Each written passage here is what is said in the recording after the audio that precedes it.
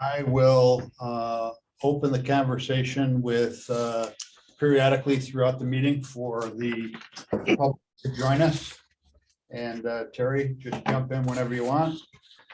We are not an official committee as of this morning. We have to be recognized by the town board at this evening's meeting. However, I thought that we had some good conversation at our last ordinance committee meeting regarding short-term rentals, and I thought we ought to continue the momentum today and continue the conversation today. I don't think we can officially make any motions today to present to the board this evening, but nonetheless, I thought we should continue the conversation and try to make some progress. So with that, I will open it up to see if anyone in the audience has any comments or anything that they want to add that might be of new information that we have not already heard. Okay, I think we then should move to, well, can we even move to approve the meeting minutes? I guess it's kind of an informality anyway, so who's gonna? Yeah, right. I agree. Can we make that motion, or we have to defer it to? Let's make the motion. Okay, I'll make that motion. I'll second it. All in favor? Aye. Aye. Any opposed? So moved. I'm not quite sure where to start with the conversation today. Where do we leave it? That was a long time. We left it with a lot of information. These were left. Yeah, we did. You know what might be good, Chip? Sorry, Chuck. No, I'm just trying to recollect what we discussed and where we left it. I think there is new information that Sean brought up, which was the Geneva law. I don't know if you wanted to start with that, perhaps. We talk about what, because that's in progress and had some pluses and minuses too. So I couldn't believe and how complex it made Yeah. it. It was, My yeah. God, how many ways can you define who an owner is? Mhm. And Is this open for comment or is this like? We'll open it to the Okay. public again in a few minutes. You know, one of my concerns coming out of the last meeting was that I don't want to, I recognize there's some issues and there's some problems. You know, there have been a few. And from my perspective, I don't want to go and over legislate to the point where it becomes a burden to the town in terms of policing it. And I don't want it to become a burden to the community as far as having the taxpayers be burdened with extra taxes to manage this whole thing. That's kind of where the thoughts I had as I was coming out of the last meeting and had time to reflect on it. You know, yes, we have some issues that we have to address. There's no question about that.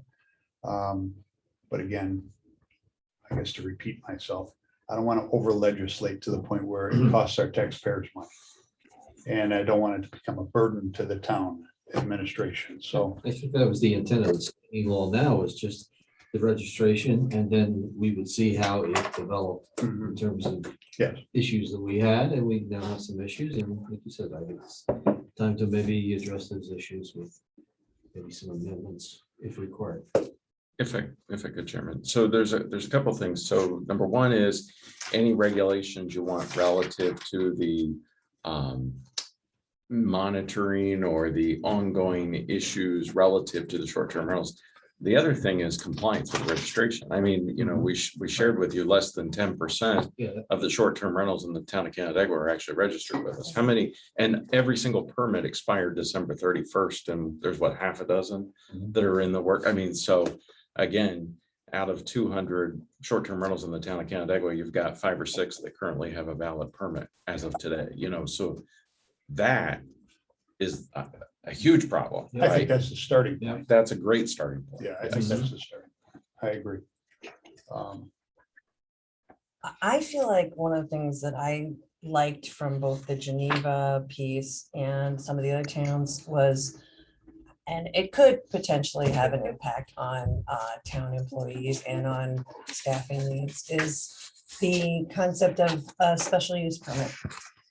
Just because that gives us the opportunity to If somebody's a great rental owner and doing what they're supposed to be doing, they're gonna get their permit. We can check everything out when they first open it, make sure everything's all right.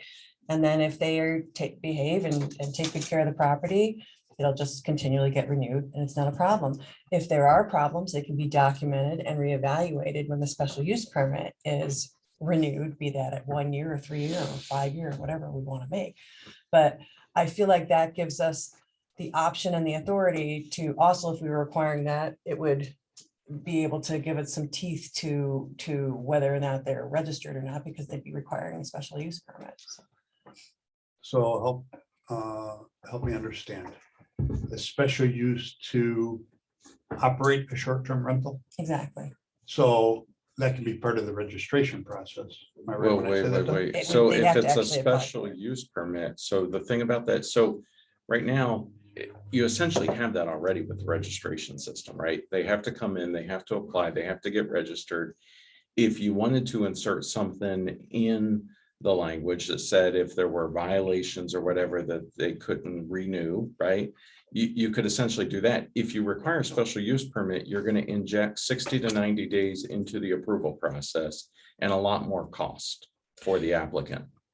Okay. You're good, because then it has to be referred to the county, it has to be referred to the planning board. It has to go through that whole process. It'll have to, that's really going to delay somebody getting an approval. But that's what they're doing in a lot of other townships. I mean, that seems to be working for a lot of other A townships. major Yeah, burden yeah, for Ryan, the there- planning board. The reality is, Right. we're talking about a very limited number of properties that are It's like 200. Bad some odd at this neighbors. point, so. Yes, bad neighbors, right? So I don't want to, again, from my perspective, I don't want to over legislate because we got a couple of bad apples in the crate. I think we have ordinances in place to address the complaints. but it's not working. That's why we're The here. reason it's not working is we didn't know there were any complaints. Right? People aren't formalizing a complaint to the town so that they can go and enforce the ordinances. So that's But my we're- concern we're about not over enforcing legislation. But we're not enforcing the registration either, you know, I mean. if Well, we and that's why none I of think it's we being need to, enforced, so. I agree with that. We need to address the registration process. If we only got 25 or 30 people registering and there's over 200 rental units, I mean, that's the place to start, I think. We kind of, and I think Chuck opened well this morning, we started this whole thing thinking, let's take it a step at a time Mhm.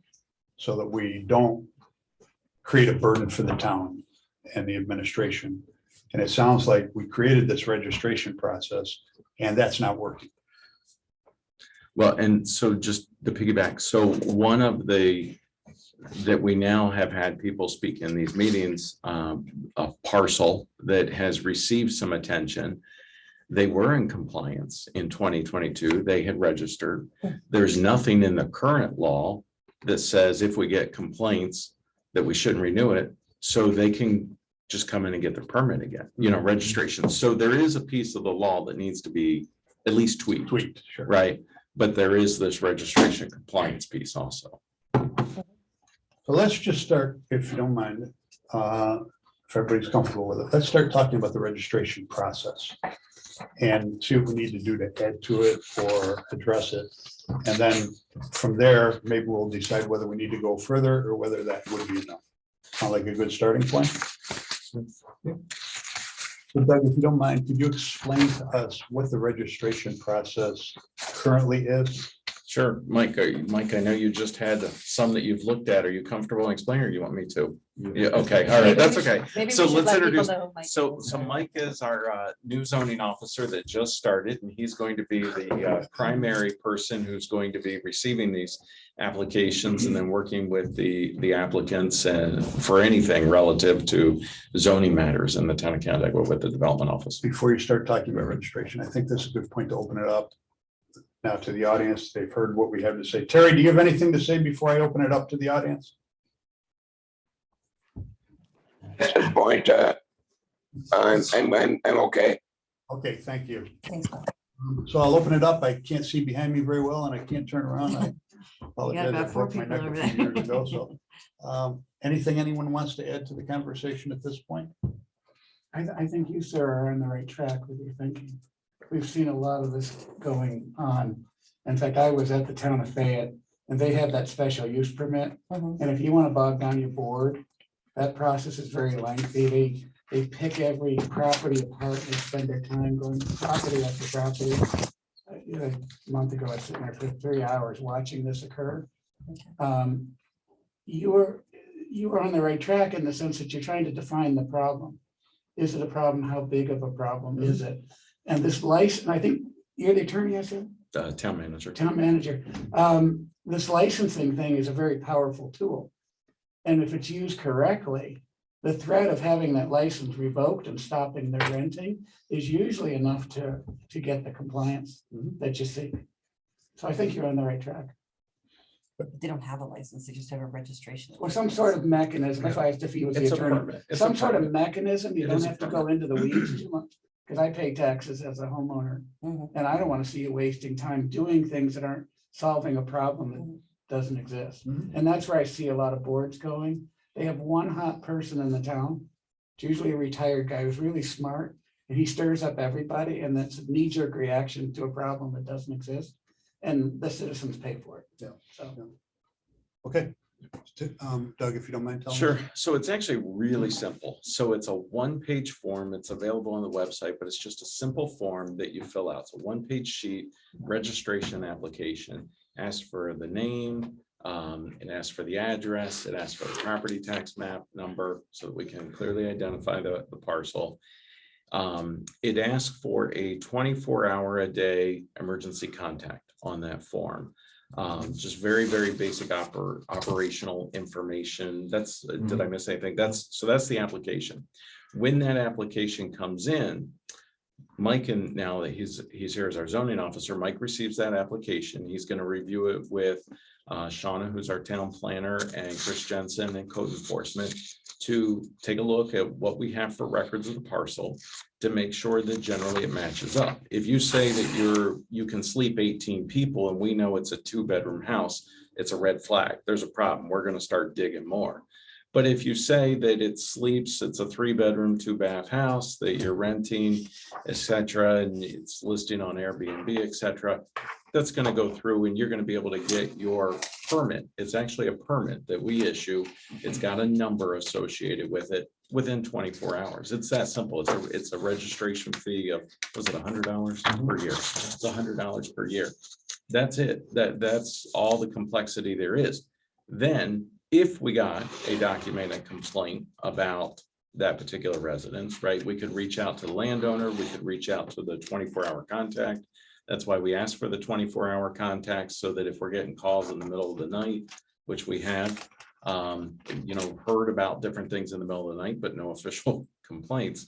Then we have somebody that we can say, hey, there's a party going on here every weekend and neighbors are complaining. Could you please tone it down? But what's missing from the law is if we do get constant repeated complaints, the ability to revoke that. So set that aside for a second, but that's where the tweaking may go. But that's it. It's really that simplistic of a registration process right now. You don't currently go after the non-registered properties, do you? So we started that in October, I believe it was, when the company that we work with, it's called Property Guard, that helps us track and monitor these, sent out a lot of letters to different folks that we believe are operating short-term rentals through their listings, whether it's Airbnb, VVRO, this company called Property Guard. It has a software that goes out and pings all these sites and all these systems and says, hey, you should be registered in the town of Canandaigua. So then we get that information back. The letters went out. And when the letters went out, that generated quite a few people that came in and started registering, but still a very bare minimum of versus the number of short-term rentals that are out there. The next step is we need direction really from the town, whether or not they want us to take the next step. The next step is, first step is we have to provide a letter saying, hey, you have to register a short-term rental. Next step is, if you have not registered the short-term rental, we will knock on your door with a court appearance ticket. And we will all go to court in front of the judge and we will explain that you're in violation of our law. And then it'll be up to the judge to determine whether or not to issue a fine and what kind of fine that is. The town registration law says that it's a violation of the town code, which is defined in terms of the zoning regulations. We have not taken that step to this point. Timing, obviously, we knew that all of the registrations, all of the permits were going to expire December 31st. So now it's time to start the new year out right. Send the letters out to everybody essentially again. And then if that's the direction you want us to go prosecute these, we will send the letters out. For those that don't come in and register their properties, we'll show up with court appearance tickets. Raises a couple of questions. I don't mean to be hogging the conversation. So if anybody else wants to jump in, please do. Otherwise, I'll start with a couple of questions. What is the cost to the town for this property management company, for lack of a better description? Let's see, in the monthly bills. I could, Like I'm gonna 200. estimate in the ballpark of,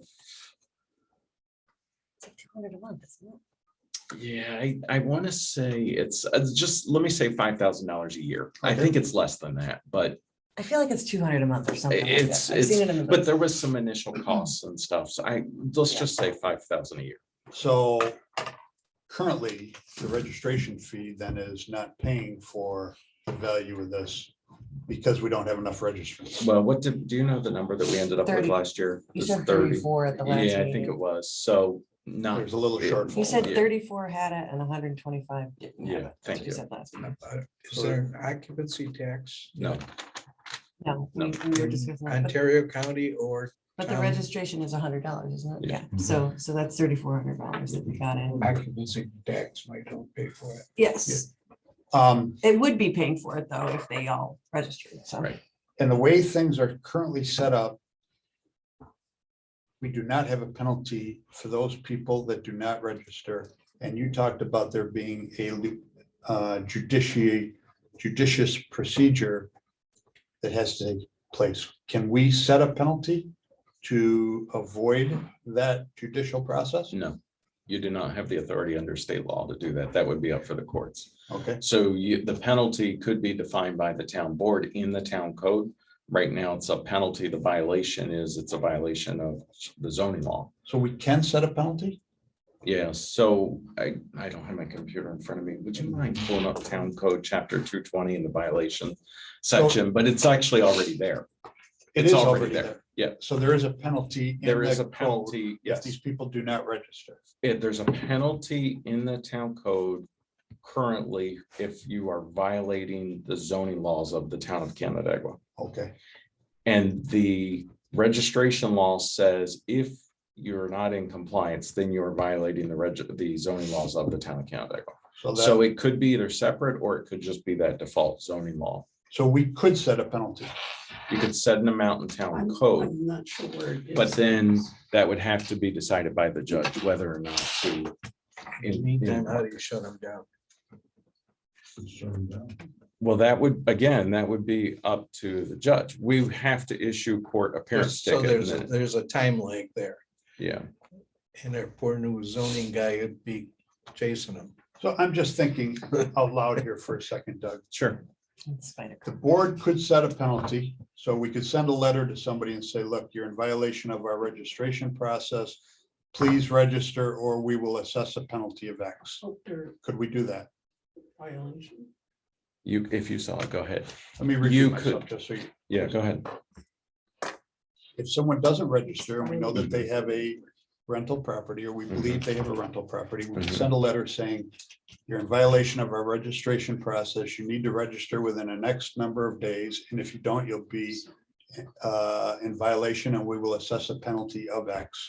Right, so there's two steps. Let me back up. So the first is the letter where we're trying to be nice, where we Yeah. send out the letter saying, hey, in the town of Canandaigua, what you have to do, right? So the next thing is a notice of violation order to remedy.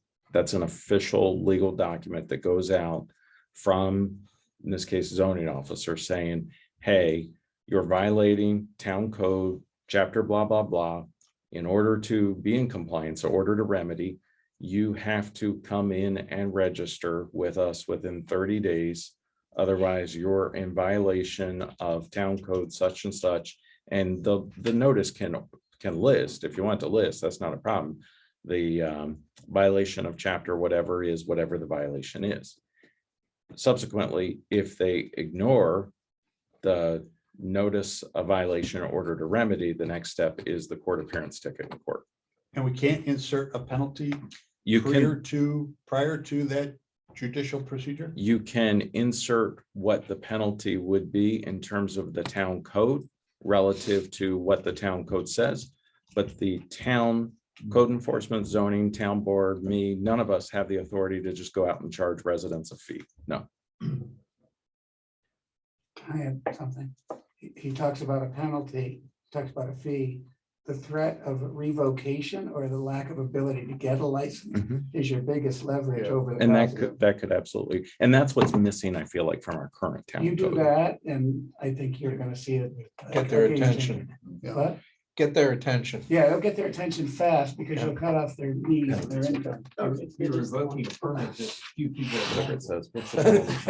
We currently got But there's- 75% that don't have it. But there's a so. threat of a judicial proceeding. if Oh, they- yeah, no, if you don't, yeah. There is, yeah. That was my there could- question. There could be. right. The owners need the income. And- yeah. Yeah. So Here's the penalty right here. Mike, can you read it? You're just closer. I'm getting Each old. violation of a provision of this chapter shall be punishable by a fine not to exceed the sum of $250 or by imprisonment of not more than 15 days or both. Each week such violation continues after notification to the person in violation shall constitute a separate violation. Such violation notice shall be served by certified mail, return receipt requested, or by personal service. Service by certified mail shall be complete upon deposit of the notice with the United States Postal Service. But that would be up to a judge to Correct. give them that penalty or assess the penalty or what level of penalty it should be. So there is no automatic fine without going through this. And I think that's what, I don't think you'll need it, but that's my opinion. but yeah, But we need to good be point. enforcing it. Again, if we stop their revenue, if there's a way to effectively stop their revenue, if they just throw it away. yeah, the threat, I think, of a judicial proceeding is The threat. pretty compelling. I don't know, $200 doesn't frighten me. 15 days in jail, though. If you get them through the court appearance threat to at least register. Yeah.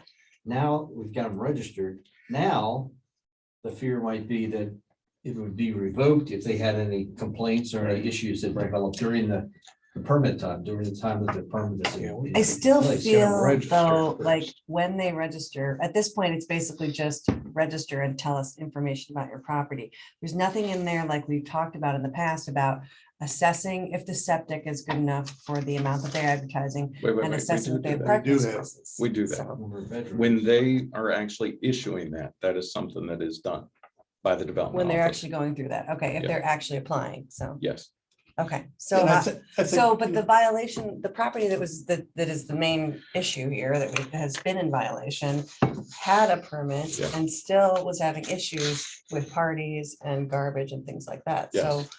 how do we keep that from happening without because having? that's the second thing that we're talking about. Yeah. The current local law Yeah. doesn't include any of that. The town board and the ordinance committee at the time just wanted something to start as a registration system. Yes, So now you would need to change that law to put more into it relative to those that's what I'm elements. saying. Yeah. That's what I'm saying we need to do. So, any other comments from the committee? whatever it is, we need to put in No court septic and parking. appearance tickets have been issued No, for the current violation.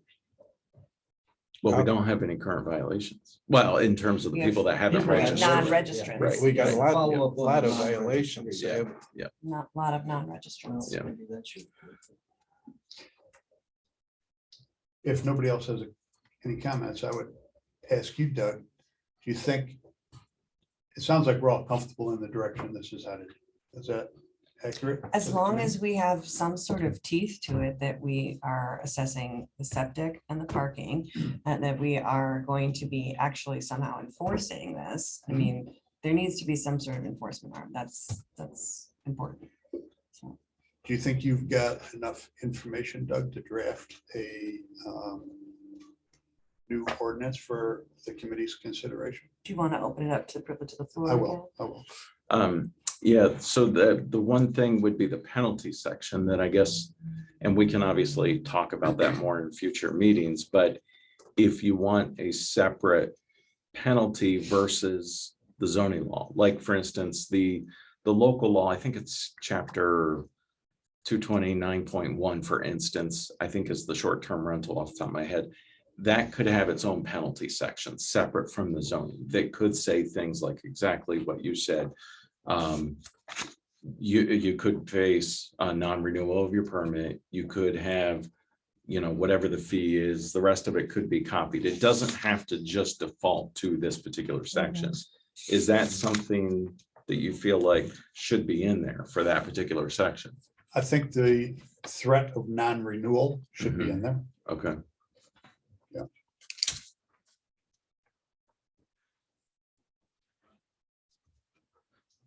I mean, you could indicate threat of non-renewal or send them back to this chapter saying it could also be assessed a fine of up to $250 or 15 days in jail.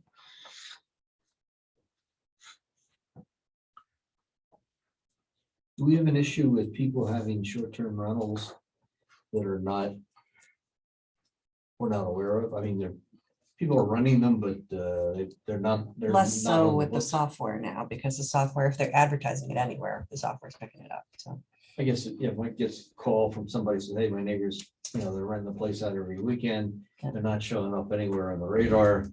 Then I guess you go out and you make a knock on the door and. it'd be tough for them to be a short-term rental without being on Airbnb or VRBO or any of those sites, Yeah. Could they fly independently? I don't know. The software system goes out and hits and finds a lot of them. But I mean, if we were to get that situation, I mean, yes, Mike would be able to go out and look and kind of see what's going on and stuff. And if that, at that point, if we get a complaint, we would actually follow up on the complaint anyway, and we would contact the resident and say, hey, are you operating a short-term rental? So, yeah. If so, did you know that you need to be Right. registered? So, I think some of the folks here are in the business. They probably know more than we do. And Yeah. We don't want to reinvent the wheel. We want to improve on it. Yeah. So maybe. I will. Terry, you still with us? I think you have to drop off. You dropped off? Yeah. And we have one person from the community online. Do I see? Yep. I can't read the name, but Carly? Hi, I'm Carly. Can you hear me? yeah, anything you want to add to the conversation? I just, I am a local owner and manager of a short-term rental in Canandaigua, and I'm very much about being in compliance. So thank you for allowing the public to join this conversation. I do have a question. I'm embarrassed to admit that I applied and I received a registration last year, but I completely forgot to renew my license. So I'll be doing that right after this call. But is there a process in place to remind people who manage short-term rentals to renew their membership or license rather? So the registration that you would have received last year, your permit actually says on it, it is expired December 31st. There's no notification system where we're going out to remind you. It's incumbent upon the applicant to pay attention to that and then to renew that. It can be done online. It can be done through our website. It's super simple to do, but there's no system that we have that would be able to go out and send something to you currently. Mm-hmm. Do we get emails from everybody on the registration? I don't know. Just the phone numbers. I don't know. Okay, anyone in the audience here? I've got a question probably for Brian. If I were to rent my house, short-term rental, and it kind of becomes a business, what do you tell a customer of yours as far as insurance for that change in exposure on a homeowner's policy? Is there an endorsement that somebody gets that acknowledges they're going to be strangers in the house and there are new exposures? And I'm thinking of that in terms of if the town is allowing sanctioning rentals. We don't want to inherit any liabilities. If, God forbid, somebody's house burns down and it's been sanctioned by the town, but the homeowner hasn't taken care of that potential liability. What do you do? Well, I've been doing this 30 years. And the number of incidents we've had as far as that would result in liability are few, and I haven't paid a penny due to an incident at a home. But there are two policies out there. One's a standard residential and the other one is a residential with like a rider. Okay, So the agent needs to know that it's being rented. And we require in our agreement with owners that we're named additionally insured.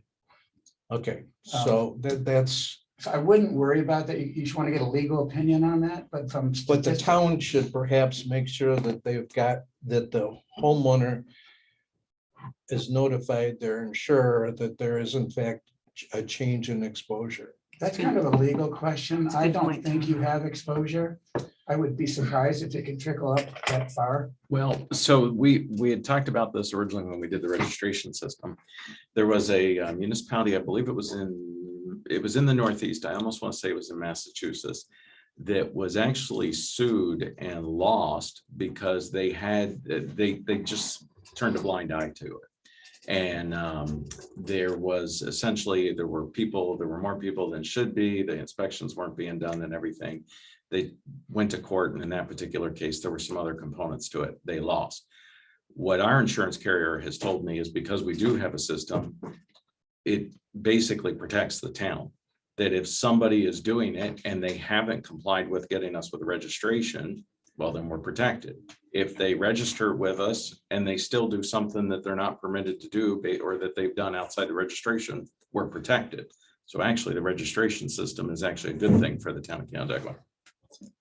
Again, in our registration, we should make sure that there's something that says you notify your carrier, That's that a- you have notified your carrier and That's protected that's a the good rental legal agent. question. That I would be surprised based on my experiences in the industry, but it is a good legal question. I think based on Tom's comments, Doug, I think we ought to put some seaway language in there to just say that please make sure your insurances are Or it could be a appropriate. or a something. question on the registration. Have you contacted your insurance company about your? Hey, let me about reach your out to our renting of the insurance property? carrier because I don't want to put us in Yeah. any jeopardy. So, I can speak to Any that. other comments? It's actually called landlord's insurance. It's Mhm. completely different from your own residential. There's no rider. It's you cancel your residential one. It's completely separate policy.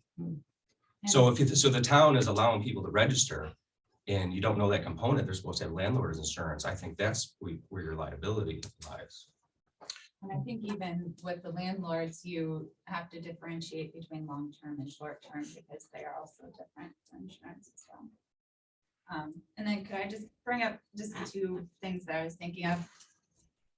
I think you should probably make the fine greater for illegal short-term rentals or ones that don't have permits, because if people look and say, if I get a permit and I can be fined $250 a day, that if I don't have a permit and the fine is only $50, then it's going to encourage people to almost not get a permit, if that makes sense. So just make sure that the fine is greater for no permit than rentals that have a permit.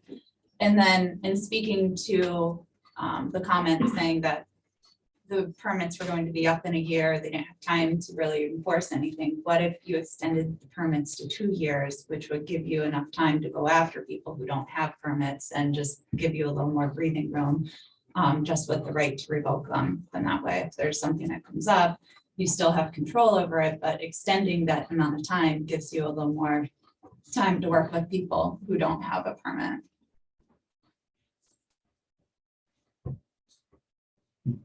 That's a good comment. And I've seen some townships go 3 years, Yeah. because why create more busy work for people Mhm. who understand the rules? Well, I think that the year was done intentionally to help cover the town's costs associated with people operating short-term rentals in the town of Canandaigua. And so that's why, arguably, it's $100, it's $200, it's $20,000 in revenue for the town essentially to help cover all of those costs if everybody was to register. But we could raise the registration fee. We could triple it, raise the 300 would be registration fee, fine. yes. Yep. And that would create less paperwork for the town, I assume, less administrative effort, so, If it's a multi-year. yeah. I I kind still- of like that idea. Still think we need to define violations and how many violations can cause it to be revoked, things like that. Yeah, and we can go through that after we get our draft too, right? And tweak it, so. Any other comments from? With the city does 3-year, 2 or 3 year inspections on residential, like duplexes, things like that, long-term rentals. But they do, once every 3 years, you get this inspection done. So if you did the rental permit for STR, you could have an introductory like inspection, and then every 3 years, because your paperwork's bogged down, you can actually be going and checking out these properties to their, safety compliances, things like that too. But that's on long-term. We don't do that. The town of Canandaigua doesn't do long-term rental inspections. Anything else? I have a question. Was there a trigger that led everybody to kind of gather to have the conversation about the short-term vacation rentals? And if so, what's the ultimate goal and, the regulation? Is there a single focal point, or just trying to wrap your arms around it? Well, I think there were a couple of complaints from the community about a couple of short-term rental properties in particular that initiated us all getting together. And this is the second time that we've reviewed this issue. We did it once, I want to say 2 years ago, maybe. And that's what initiated our registration process. Prior to that, we had nothing. And we thought that that would be a good first step to see where it went and how it went. And then subsequently, we did get these complaints from the community about a couple of properties, which encouraged us all to get together and address this a second time. And we lacked the contact as to who to contact to file the complaint with, because that was the big issue. I remember you're running around trying to figure out who owns the house, where they live. And Yeah, especially if it's this an way you have a phone number, LLC, you have right? contact. Yeah. I just, That's a considerable. I just have one more comment. I did register, but I forget on the form, one key part of a process is to have somebody local, not just a contact. Correct. But that's where the process goes off. So if there's a complaint that's not a formal complaint, do you still reach out to the homeowner and just let them know, hey, this isn't a formal complaint, but there's starting to be an issue, so then that way property owners can talk to their neighbors and try and, does that happen, or? It does currently, okay. yeah. I think one of the considerations you want to have and an overall approach is just what percentage of residential structures within your region can be short-term vacation rentals, because in other places in the country, like Hawaii, for example, those locals who live there are almost forced out of the community that they even grew up in. This is the most extreme example, but because all the investors that came in and bought up these properties, the taxes went up, these people were forced almost out of that community. So that's just one little metric you might want to consider in this process, is how many permits do you want to eventually allow? Is there a cap on that? We have also had our affordable housing team reached out about the possible impact on affordable housing and the just long-term rental market for the town as well. That's been addressed here and there as well. Not solved, but addressed. Addressed or acknowledged, mentioned and acknowledged, yes, as a un- possible. unsolvable.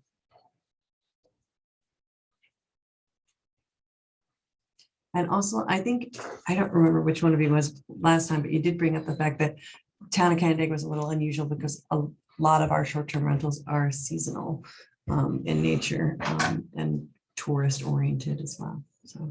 So we want to support the tourists in the area as well, because they're obviously bringing in a lot of income and to spend in our community too. So, but Okay, bring it back to the committee.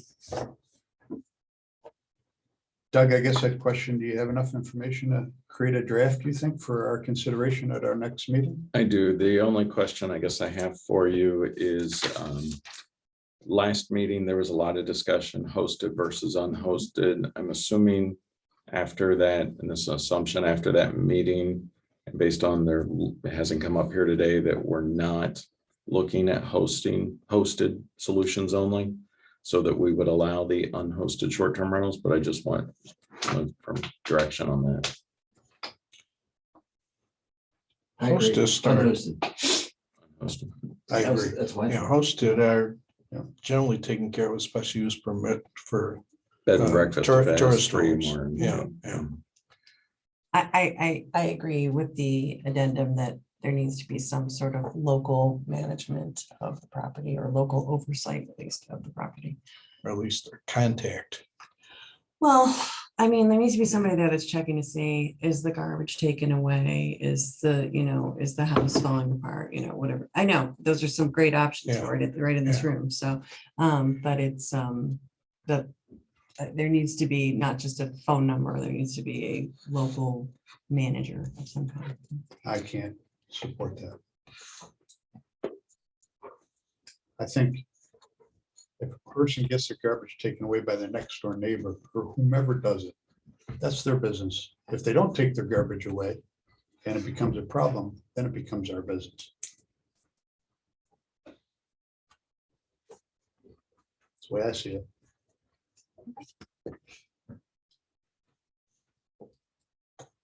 Any other comments with that? We're here. Go ahead, Doug. How do you differentiate between a short-term rental and a commercial venue where weddings would be held on a regular basis? It's in- What in the rules would prevent That's a good any question. van from taking our place, giving it to an LLC, and just turning it into a 20-acre wedding venue? Great question. So there are provisions in the town code relative to having venues like that, either in commercial settings or in settings where in some zoning districts with a special use permit, where you could get the approval to do that with the public hearing and all that entails through the planning board, right? But you could not operate a wedding venue having all of those types of vehicles and everything else under the auspices of a short-term rental. And that's one of the things that this new piece of legislation or the tweaks have got to kind of clarify. That's not the intent from what I hear here to have that happen, right? So that's one of the things that we're going to be looking at as we tweak this legislation to make sure that that's not something that's going to be allowed. Right now, the current law just is a registration. So in that particular situation, we've had, heard the complaints, but there's nothing there that would really prohibit them from doing that under the current law. So don't we have a special use permit for that? For special events, we've got a, There With there special is in use some permit. districts, right? Yeah, But yes, yeah. Could I add something? So in our house rules, we put in there that no unregistered guests are allowed to be on the property. And then that kind of covers events, parties, anything like that. So that way only registered events or only registered guests are allowed on the property. So Thanks. put that down. Along with that, the occupancy that's set for the home. At Premier Properties, we enforce the occupancy, we enforce the number of parking that's allowed. And in our situation, if say a neighbor calls and say they got 20 cars next door, we have the right to contact the guest and say, you need to take care of it within the next hour, or you forfeit all of your rental and you have to vacate immediately. So that has solved the majority of our issues, pretty much all of them. Yeah, we do the Yeah. same and people take it very seriously. And we actually require ID for anyone who is going on the property as well. I have a question. How do you, and I think that these agreements that the property management people have with their guests, I think having these agreements is a great idea, but where do I find those as a neighbor? The person that we're all talking about, they just changed their management company. And the management company says that you have to agree to their terms, but what are their terms? And then who do I contact when I see the 20 cars up at the top of a 20-foot driveway that is 600 feet away, which was yesterday. Do you know who their management company is? I do. Have you contacted them directly? I just discovered this when I saw that there were, I tried to see the listing. Okay, the listing was gone on Airbnb. So then I viewed the map, and then through the map, I came up with the property and then came up with the listing. So the listing has now listed as new. It's just a little under 1,000 a night. And it's through, I believe they're called RU Vacations or Geneva. They have 10 properties. This is one of the 10. What it did was when he changed management companies, it erased all the marginal reviews that he had on the property for the prior year. He's morphed into something new. He morphed into something new, and now it's a management company, so it's real splashy. But I just, how do I find this contract? I think that should be available to what are these people agreeing to? So that and then who do we say, hey, you still got, okay, you got 6 bedrooms, you're advertising for over 18 people plus, not a number, plus. And I don't know, what did they agree to?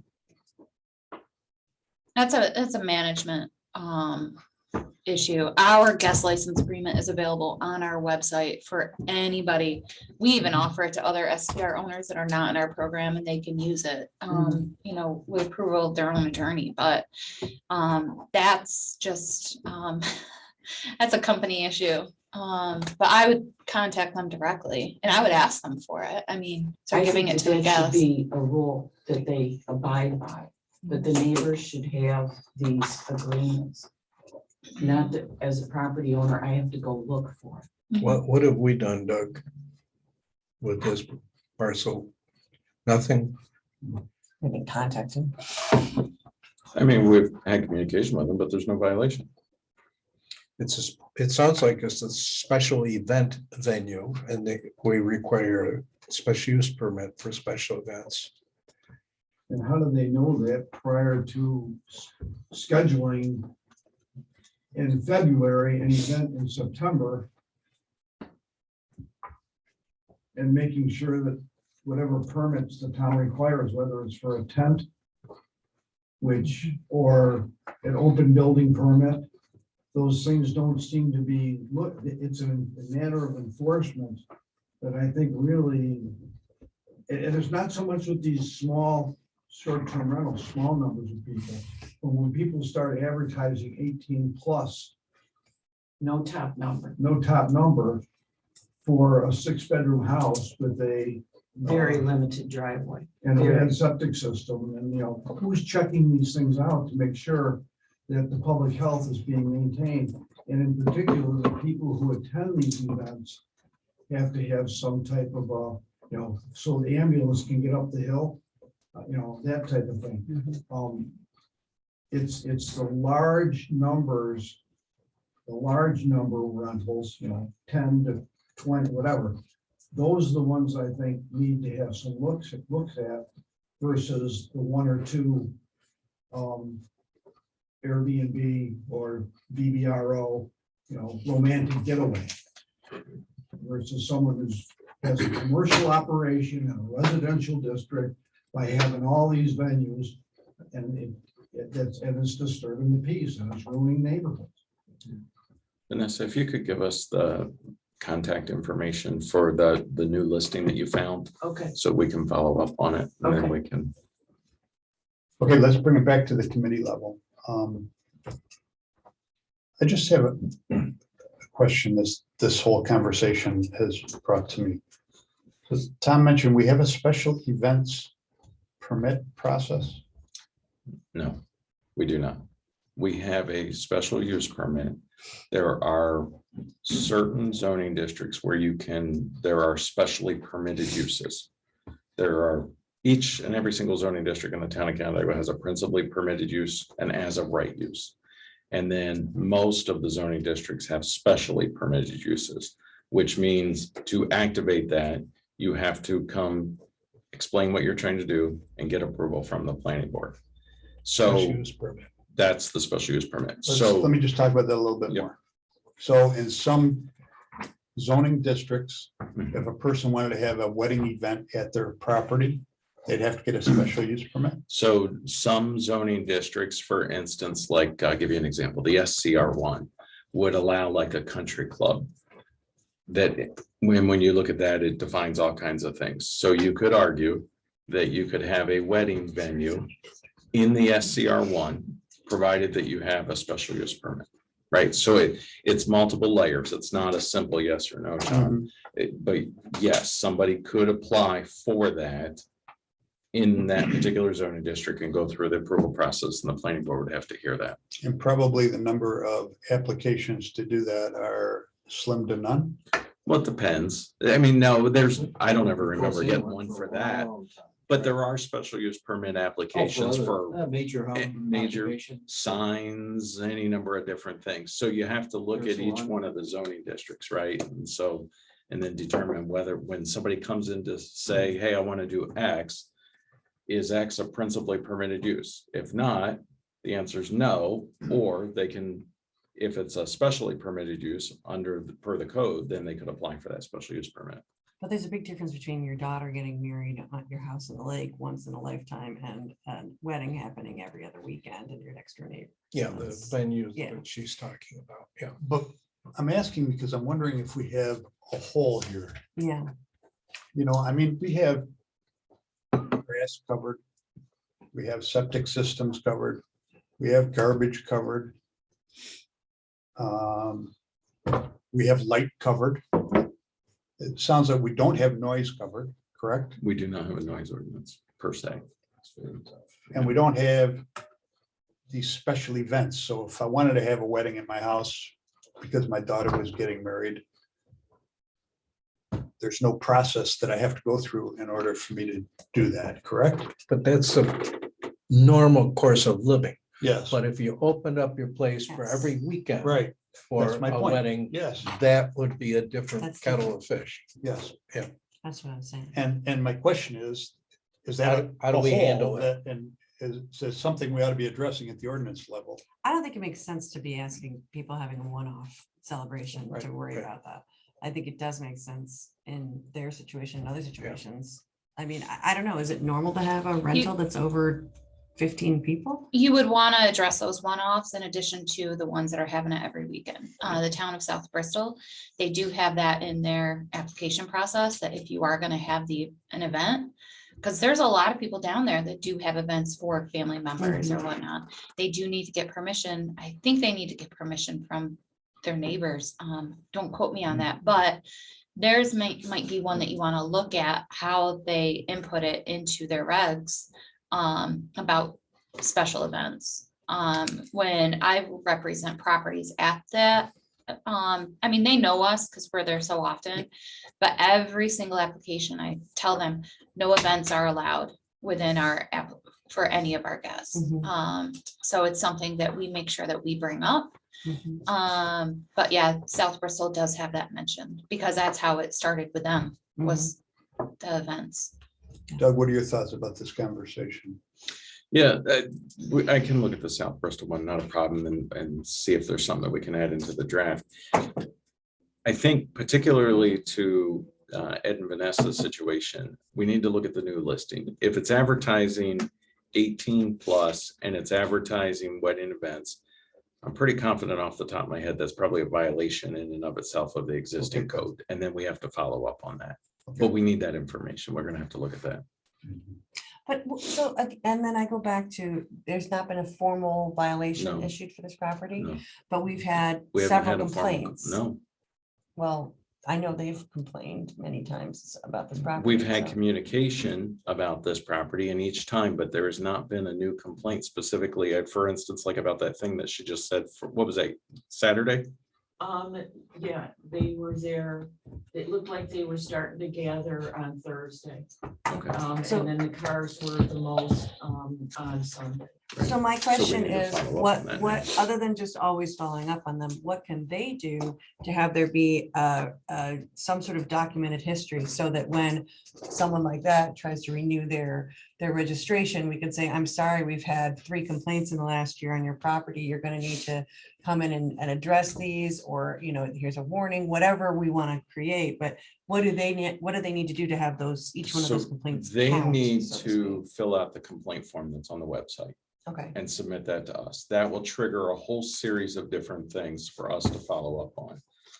But again, currently, the current law doesn't allow us to deny a permit for a short-term rental for that property. Yeah. Now, the new law may. Yeah. So we've got to talk about that. That's what I'm but, saying, right, yeah. So how would that, you know, So it sounds like there really isn't a hole relative to special events. So in a case where we have a rental property that has repeated weddings or parties or whatever the case may be, we have some ordinances or some zoning in place that would allow Yeah. us to address that. But it would be good to clarify it in this. So Okay. let's look at that as we continue to work on this draft. What about noise? we don't have it. Oh, well. That's come up many The bane of times. local government, yeah. Say that again? The bane of local government. How do you? Call the how do you sheriff. Regulate noise. What is noise? So it's a very difficult thing to regulate, is what I'm hearing. Yes, extremely, Okay. extremely. So I mean, there is disturbing the peace, right? And that's where the police get involved to a certain extent, or Yeah. you know, that type of thing. But the town in the past has avoided going down the road of a noise ordinance because Okay, they're so good. difficult to enforce. Okay, that helps me understand that. Anything else we need to talk about as far as this topic goes until we get together next time? Do you have something you want to say? You look like you're- No, Okay. I'm listening I think you're really moving this forward in a positive direction. Good. And don't ruin our residential district with no commercial uses going on. If I could just add one more thing, you guys are highlighting special use permits and occupancy issues. That's a very common thing in this industry. And many people draft laws that don't apply to all properties. As an example, the number of bedrooms and occupants, but properties are very different. So if you could allow a board or a governing decision body within the town to make decisions based on a property and not so much for the rules, you will be doing something smart and helpful, because there are properties that can accommodate 18 people. They're acres and acres. And then the flip side of that, there are some that can handle 4 that you're going to want to regulate. So my advice is don't lock it in stone. Give whoever's making the decision to license the latitude to make adjustments. So, yeah. So you'll be able to get us something Yes. prior to our next meeting to review, Yes. and then we can follow up this conversation at our next meeting. Is there any other topics on our future topics list that we need to start thinking about discussing? Do we have solar nailed down completely yet? I think Where we did we leave There that? you go, We sort of- moratorium. Yeah, I know we have the moratorium coming in, but now we need to fix it. No, the law is there. You already set the public Okay. hearing. It's January All 30th. right, so we're good. Okay. All right. I wasn't sure if That was we were my done. question. Okay. Anything else here, Doug, that you think is a high priority that we ought to be talking about? I'm sure there is, but what's, Where's your list? I don't have a list in front of me. Here, you want to look at it? The AC streams, is that off and running as far as the definition change? The blue line streams, you're saying? Yeah, where, property. We haven't really gone over that yet in this committee anyway. I think that might make sense to bring I in the think we ECB. did. I think we address did. that. Maybe we're not there, but yeah. What we we've- addressed was that a stream had to be identified by DEC Yep. or Yeah. on the Rather town, than or on the a town map, 6-month flow. rather than a 6-month flow. Was that in here? Okay, I'm forgetting if that was here, ECB. I so, just want to okay. make sure it's moving because it's critical to staff. So that, what do we have to, what do? We did don't have to do send that anything. I up? think we did, I thought we already did it. we did that. Change of a paragraph. We changed it. Let me Yes. follow I don't up know on if it, we but I did. thought. I don't know. Yeah, we did. Well, I'm saying town board. I don't know if we did. Oh, I don't know if so the town board. That's, don't I'm know. like, I don't know if it came up to that. That's why I was like. And something else we could do quickly is the sidewalk maintenance. We want to get that into That's local so law. It is. It's on our topic list. Yeah, I know. that's And it what- is a local law. It's just not, it's just ancient and not, Thank you for joining. it's not an E code or something, was it? It's just not filed in code, right? It's So not it just filed. needs to be, and it's not, it just needs to be tweaked a little bit. So I mean, that's certainly something, but the other one that could become a very hot topic very, very quickly, depending on the governor's state of the state this week, is accessory dwelling units. ADUs, yeah. I'm the chair of the legislative committee for the New York Planning Federation, and we're planning a meeting immediately after the governor's state of the state. And so I don't know exactly yet, but it sounds like that as part of her state of the state, she's going to be proposing legislation that would allow accessory dwelling units on all parcels in the state of New York.